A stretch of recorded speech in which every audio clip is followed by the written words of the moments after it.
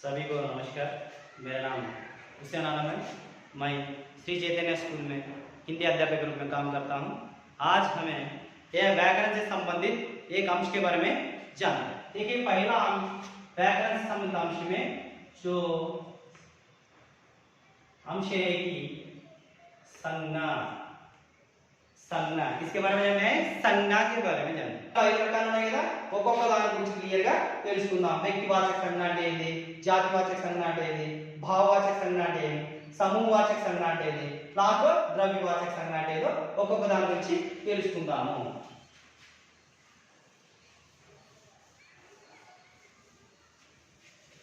Okay, so first one, तो क्या है पहला व्यक्तिवाचक संज्ञा. व्यक्तिवाचक संज्ञा. सो व्यक्तिवाचक संज्ञा इंग्लिश లో ఏమంటారు? వ్యక్తివాచక సంజ్ఞ ఇంగ్లీష్ లో ఏమంటారు? ప్రాపర్ నౌన్ అంటారు. ఏమంటారు? Proper noun. వ్యక్తివాచक संज्ञा అంటే ప్రాపర్ నౌన్. మరి దీని యొక్క నిర్వచనం ఏంటి? సో इसकी परिभाषा क्या है? इसकी definition. What is this definition? देखिए डेफिनेशन क्या है. देखिए व्यक्तिवाचक मीन तो किस किस के बारे में बताते हैं. ओके, देखिए ध्यान से, जो शब्द किसी विशेष, ओके ये ध्यान में रखना है, जो शब्द किसी विशेष व्यक्ति, ओके जो शब्द किसी विशेष, ओके व्यक्ति, वस्तु, स्थान, ओके विशेष वस्तु. देखिए यहाँ पे हाँ, जो शब्द किसी विशेष व्यक्ति के बारे में हो सकता है, या विशेष वस्तु के बारे में हो सकता है, या विशेष प्राणी के बारे में हो सकता है, ओके स्थान के बारे में हो सकता है, विशेष वस्तु या स्थान भी हो सकता है. स्थान, ओके जो विशेष प्राणी, ओके जो यहाँ इसके नाम बताने वाले शब्द को हम क्या कहते हैं? इसे व्यक्तिवाचक संज्ञा कहते हैं. व्यक्तिवाचक आदि के बारे में बताने वाले शब्द.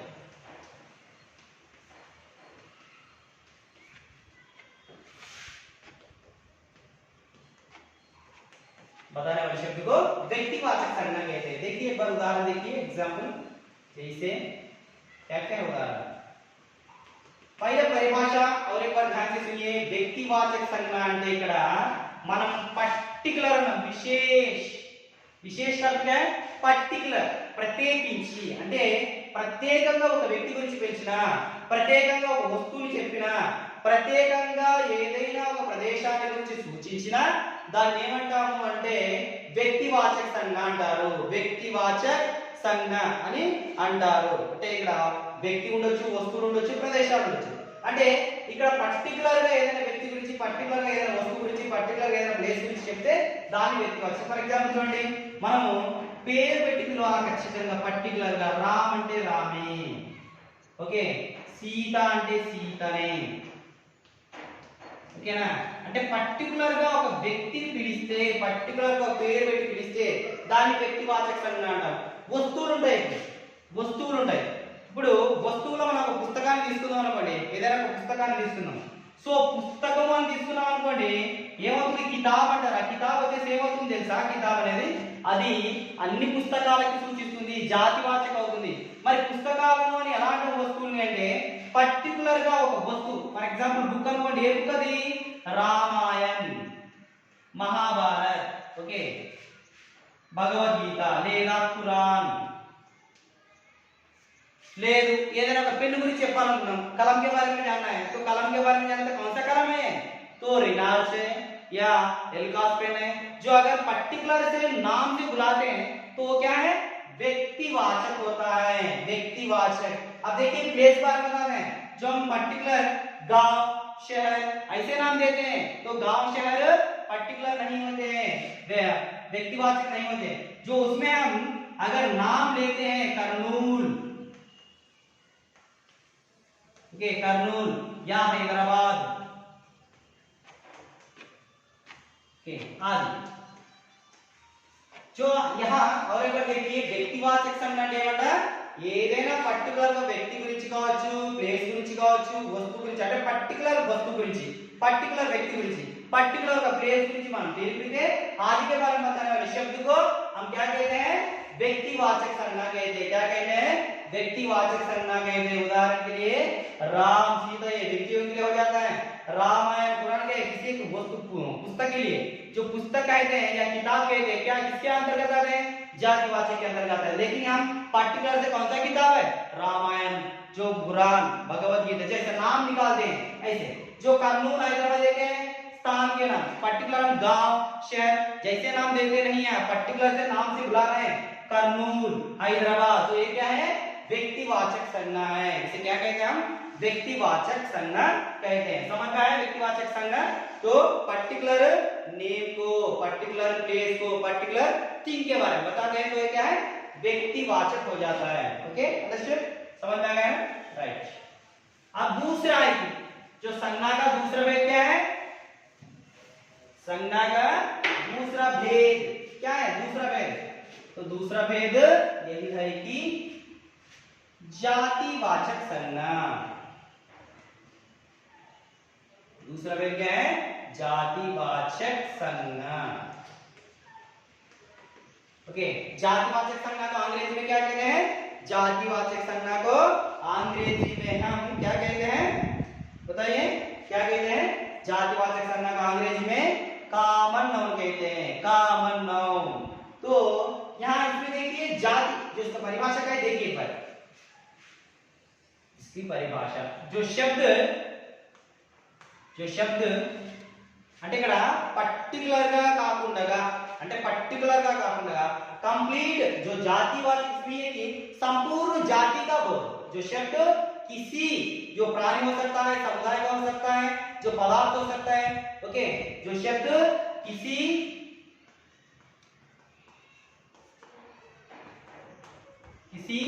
समुदाय, ओके, किसी समुदाय, प्राणी, ओके, किसी समुदाय या प्राणी,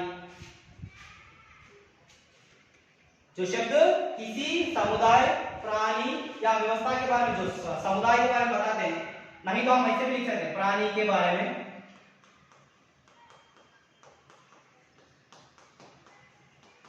बोध कराने वाले शब्द,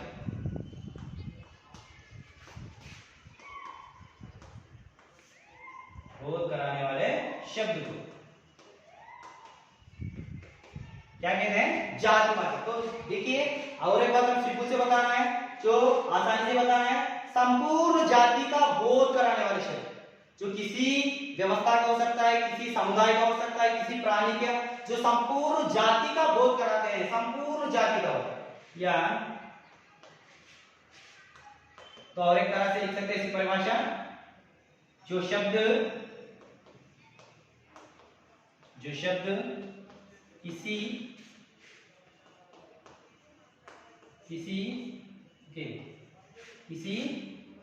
संपूर्ण जाति का बोध, किसी संपूर्ण जाति का बोध हो, ओके, जो शब्द किसी संपूर्ण जाति का बोध कराते हैं या संपूर्ण जाति के बारे में बताते हैं, तो देखिए इसे क्या कहते हैं, जातिवाचक संज्ञा कहते हैं। फॉर एग्जांपल बताता हूं, देखिए जैसे हम बता रहे हैं कि यहाँ लड़का, अब देखिए लड़का, जो लड़के के बारे में बताते हैं, तो लड़का क्या है, पूर्ण संपूर्ण लड़कों के बारे में बताता है, जो किसी भी प्रदेश में हो सकता है वो लड़का, जो लड़कों के बारे में बताते हैं। नेक्स्ट अगर हम बता रहे हैं इसे लड़का जातिवाचक संज्ञा नहीं, अगर व्यक्तिवाचक लेना है, तो लड़के को क्या बुलाते हैं, नाम से बुलाते हैं, वो राम है, सीता है, गीता है, ओके, लड़का, लड़की कौन है, सीता है, वाली है, गीता है, ऐसा। जो किसी लड़का नहीं, तो पूर्ण संपूर्ण लड़कों के बारे में बताता है, लड़की माने संपूर्ण लड़कियों के बारे में बताते हैं, या आदमियों के बारे में बताते हैं। ये क्या है, जातिवाचक शब्द है, जातिवाचक संज्ञा कहते हैं। अब देखिए हम किसी एक वस्तु को लेना है, किसी एक समुदाय को लेना है। अब देखिए मैं बताया इससे पहले पुस्तक, ओके, पुस्तक, किताब, जो पुस्तक बारे में या किताब बारे में बोलना है तो कौन सी पुस्तक है? पुस्तक को अगर एक नाम से बुलाते हैं, जो रामायण हो सकता है, महाभारत हो सकता है, नहीं तो हमारी जो भी कक्षा के संबंधित पुस्तक होते हैं, अगर पर्टिकुलर से किसी नाम से उसे बुलाया जाता है तो व्यक्तिवाचक हो जाता है। अगर नहीं है, हम सिंपल से क्या बोलते हैं, पुस्तक बोलते हैं या किताब बोलते हैं, तो किसके बारे में सूचित करेगा? संपूर्ण पुस्तकों के बारे में बताते हैं, इसलिए किसमें आते हैं और जातिवाचक संज्ञा के अंतर्गत आते हैं। अब देखिए नदी के बारे में बताता हूं मैं। नदी, नदी, नदी माने कौन सी नदी है? सभी नदियों के लिए बोध होता है, सभी नदियों के लिए उच्चारण किया जाता है, उच्चारण किया जाता है। जो सभी नदियों के बारे में बताता है, इसलिए नदी की जाति के बारे में बताता है, जातिवाचक है। अगर इस नदी में हम गंगा, यमुना जैसे नदियों के नाम से बुलाते हैं तो क्या हो जाते हैं? तो व्यक्तिवाचक में चले जाते हैं, व्यक्तिवाचक में। अगर नहीं है, सिंपल से हम नदी बोलते हैं तो क्या है? संपूर्ण नदियों के बारे में बोध कराते हैं, इसलिए जातिवाचक है। अब देखिए पहाड़ है, पहाड़, पहाड़ पर्वतों के बारे में बताना है। जो हम पहाड़ बोलते हैं, जो संपूर्ण पहाड़ों के बारे में बोध होता है। अगर वैसे नहीं है, हम संपूर्ण प्रत्येक रूप से, विशेष रूप से हिमालय कहते हैं, एवरेस्ट कहते हैं, तो कौन से अंतर्गत आते हैं, किसके अंतर्गत आते हैं?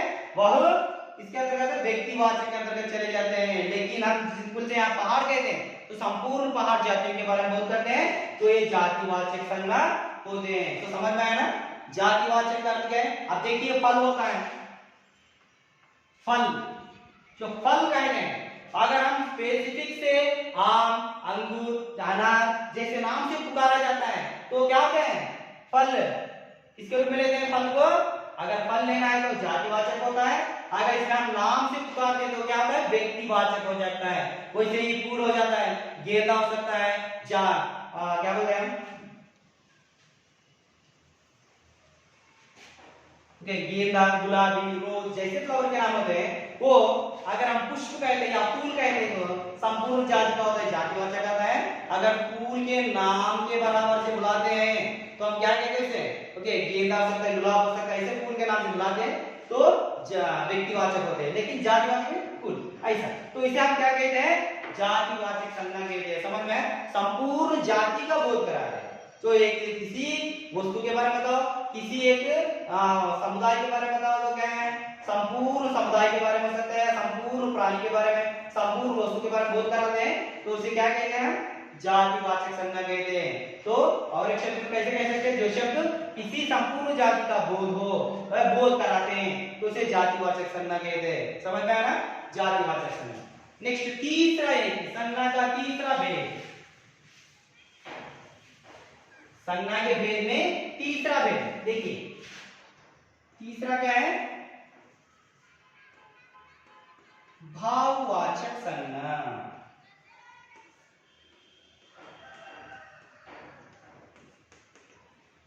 भाववाचक संज्ञा। तो भाववाचक संज्ञा को हम भाववाचक संज्ञा को हम इंग्लिश में या अंग्रेजी में क्या कहते हैं? भाववाचक संज्ञा को, तो भाववाचक संज्ञा को हमें एब्स्ट्रैक्ट नाउन कहते हैं। क्या कहते हैं? एब्स्ट्रैक्ट नाउन कहते हैं। तो देखिए जो शब्द किसी, तो इसकी परिभाषा एक बार देखिए, जो शब्द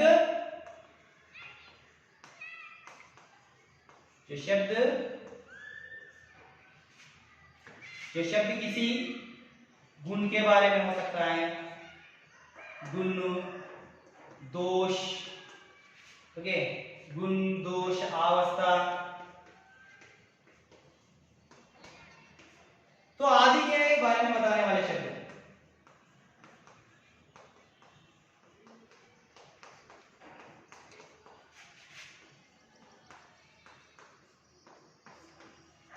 आदि के बारे में बताने वाले शब्द को क्या कहते हैं? भाववाचक संज्ञा कहते हैं। भाववाचक,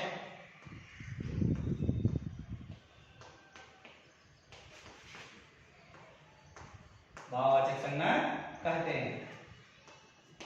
अब देखिए जो शब्द किसी गुण, दोष, अवस्था आदि के बारे में बताने वाले शब्द को हम क्या कहते हैं? भाववाचक संज्ञा कहते हैं। जो भाव का अर्थ क्या है? ఫీలింగ్ అంటే ఎక్స్‌ప్రెస్ చేయడం, మన యొక్క భావాలను ఎక్స్‌ప్రెస్ చేయడం, మన ఫీలింగ్స్ ని ఎక్స్‌ప్రెస్ చేయడం, దాన్ని ఏమంటామంటే భావవాచక సంజ్ఞ అంటాము. సో భావవాచక సంజ్ఞ ఎలా ఉంటుందంటే దీన్ని మనము जिसे हम क्या नहीं किया जा सकता है, जिसे हम नाप तोल नहीं किया जा सकता, नाप तोल नहीं किया जा सकता है।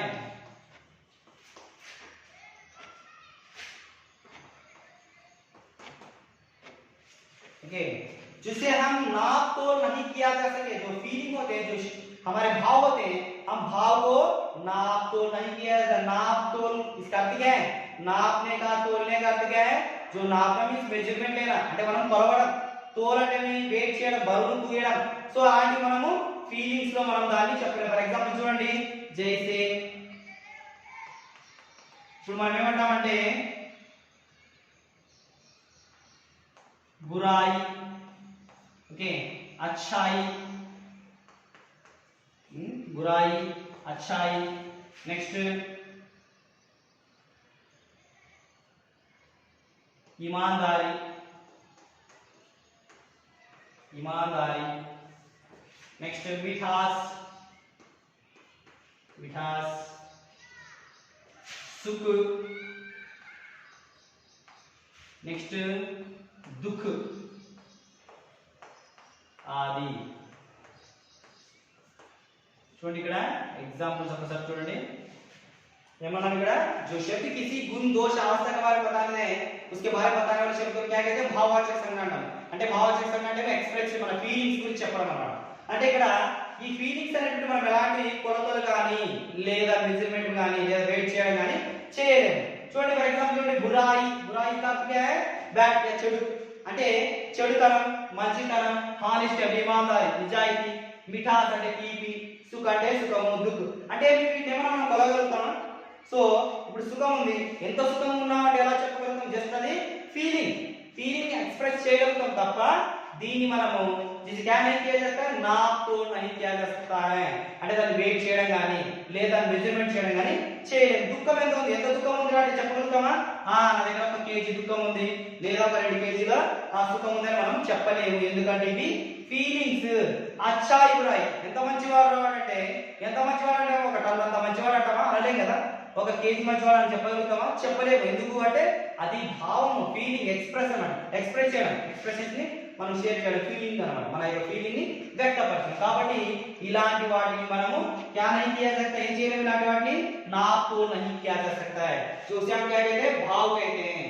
जो भाव के बारे में बताने वाले शब्द को, भाव को बोध करने वाले शब्द को भाववाचक संज्ञा कहते हैं. बुराई, अच्छाई, ईमानदारी, मिठास, मिठास కూడా అంతే. తీపి, తీపి అంటే ఎంత తీపి ఉందంటే మనం ఎలా చెప్పగలుగుతాము? చెప్పలేం కదా, అది ఫీలింగ్ అన్నమాట. ఓకే, సో ये सभी क्या है? भाववाचक संज्ञा. समझ में आया ना भाववाचक संज्ञा. नेक्स्ट फोर्थ वन यही थी, चौथा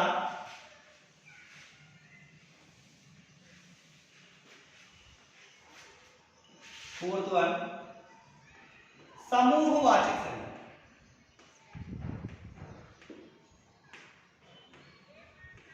समूहवाचक संज्ञा. సో समूहवाचक संज्ञा మనం ఏమంటాం చెప్పండి ఇంగ్లీష్ లో? समूहवाचक संज्ञा को क्या कहते हैं अंग्रेजी में? समूह का अर्थ है कि किसी एक समूह के बारे में. ओके, तो अंग्रेजी में क्या कहते हैं? कलेक्टिव नाउन कहते हैं. अंग्रेजी में क्या कहते हैं? कलेक्टिव नाउन कहते हैं. कलेक्टिव नाउन के बारे में देखिए एक बार. ओके, समूहवाचक. ओके, जो शब्द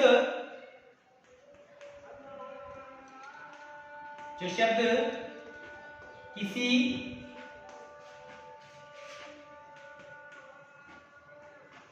के समूह या समुदाय, किसी समूह या समुदाय के बारे में,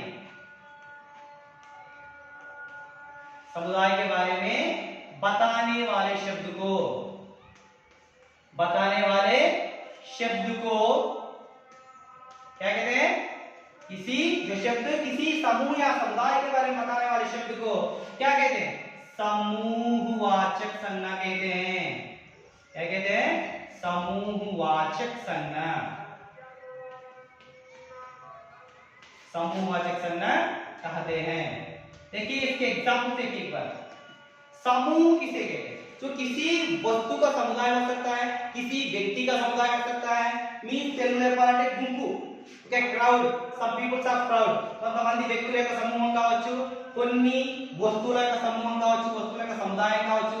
సో దీన్ని ఏమంటామంటే మనము సమూహవాచక సంజ్ఞ అంటాము. ఫర్ ఎగ్జాంపుల్ చూడండి, ఒక పువ్వు అనుకోండి, దాన్ని ఏమంటాం మనం? పూలు అంటాం. పూలు అనేది ఏమవుతుంది అప్పుడు? పూలు అనే పదం ఏమవుతుంది అంటే ఏమవుతుంది? జాతివాచక కిందికి వస్తుంది.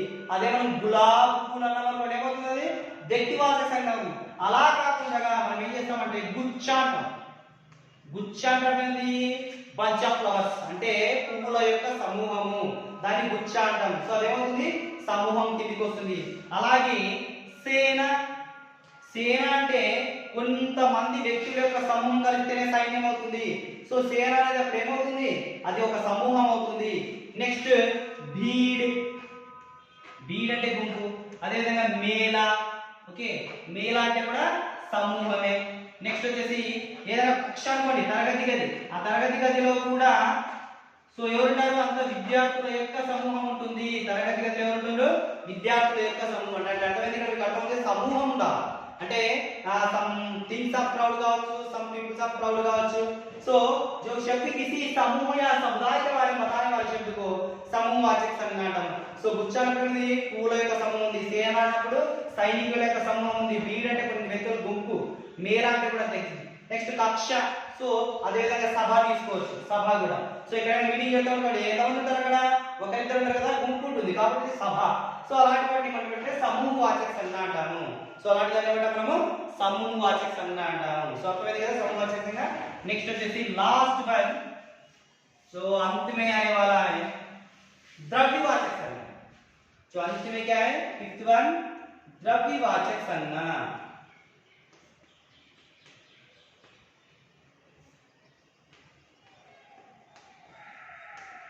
लास्ट वन द्रव्यवाचक संज्ञा. సో ద్రవ్యవాచక సంజ్ఞ అంటే ఇంగ్లీష్ లో ఏమంటారు? ద్రవ్యవాచక సంజ్ఞను ఇంగ్లీష్ లో ఏమంటారు?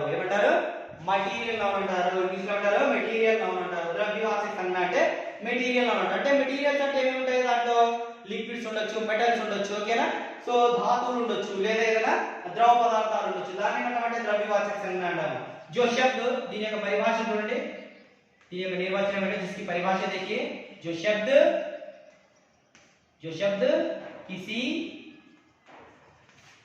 किसी द्रव्य के बारे में, ओके, जो शब्द किसी द्रव्य या धातु के बारे में, द्रव्य या धातु के बारे में, ओके, द्रव्य या धातु के बारे में बताने वाले शब्द को क्या कहते हैं? द्रव्य या धातु के बारे में बताने वाले शब्द को क्या कहते हैं? द्रव्यवाचक संज्ञा कहते हैं. क्या कहते हैं? द्रव्यवाचक संज्ञा कहते हैं.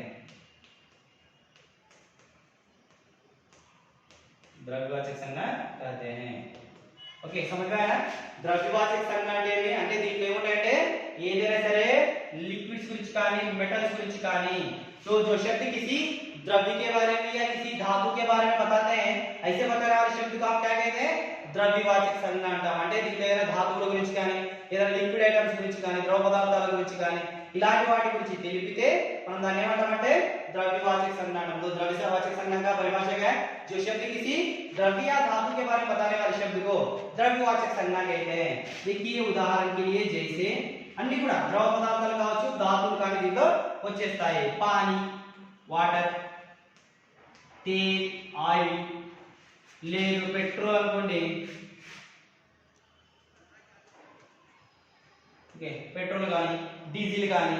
నెక్స్ట్ అదేవిధంగా ధాతువులు అంటే మనం సోనా, చాందీ, తాంబా ఇలాంటివి. సోనా, చాందీ, లోహ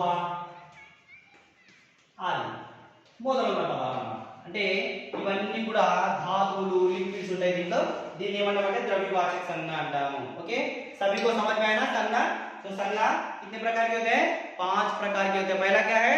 व्यक्तिवाचक संज्ञा, जातिवाचक संज्ञा, लक्ष्य भाववाचक संज्ञा, समूहवाचक संज्ञा, द्रव्यवाचक संज्ञा. तो एक के बारे में हम जान लिए. तो आज हमारा विषय यही है. फिर नेक्स्ट अगले विषय के से लेकर फिर आपके सामने आऊंगा.